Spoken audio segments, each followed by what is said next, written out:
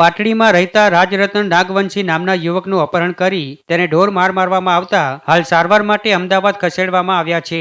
ભોગ બનનાર યુવકનો આક્ષેપ છે કે મંત્રી પ્રદ્યુમન વાજાને ધારાસભ્ય પી.કે. પરમાર દ્વારા બાબા સાહેબ આંબેડકરનો ફોટો ભેટ આપતા સમયે પી.કે. પરમારે ફોટા પર નામ લખ્યું હતું. બાબા સાહેબ આંબેડકરની ફોટા નીચે ધારાસભ્ય પોતાનું નામ લખતા આ ભોગ બનનાર યુવકે વિરોધ કર્યો હતો, જેનો ખાર રાખી જ ધારાસભ્ય પી.કે. પરમારના સાગરીતો દ્વારા કારમાં બેસાડી અપહરણ કરવામાં આવ્યું અને બાદમાં ઢોર માર મારવામાં આવ્યો તેવા ભોગ બનનાર યુવકે આક્ષેપ કર્યા છે. આમ ધારાસભ્ય પી.કે. પરમારના સાગરીતોએ આ કારસ્તાન કર્યા હોવાના ભોગ બનનાર યુવકે સીધા આક્ષેપ કર્યા છે. ત્યારે અપહરણની ઘટના છતાં પોલીસ દ્વારા કોઈ કાર્યવાહી ન કરવામાં આવતા પોલીસની કામગીરી સામે પણ અનેક સવાલો ઉઠ્યા છે.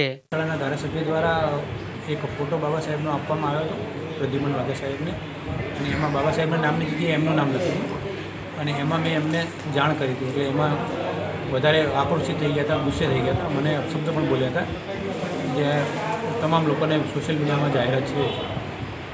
એના ભાગરૂપે અમે લોકો સાથે મળી અને બીજી તારીખે 2 નવેમ્બરના રોજ પાટડીમાં ચિંતન શિબિર યોજી હતી બુદ્ધિસ્ટો દ્વારા.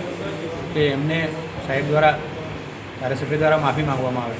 એમના ત્યાં એમના માણસો મોકલેલા જે લુખા તત્વો રહ્યા એ લોકોએ બીજા જે અમારી પહેલાં જે આવ્યા હતા એ લોકોને માર્યા, અમારો પીછો કરીને અમને પણ માર્યા અને મને ગાડીમાંથી ખેંચી અને કપડાં કાઢી નાખ્યા. કપડાં કાઢીને પછી એ લોકોને મારતા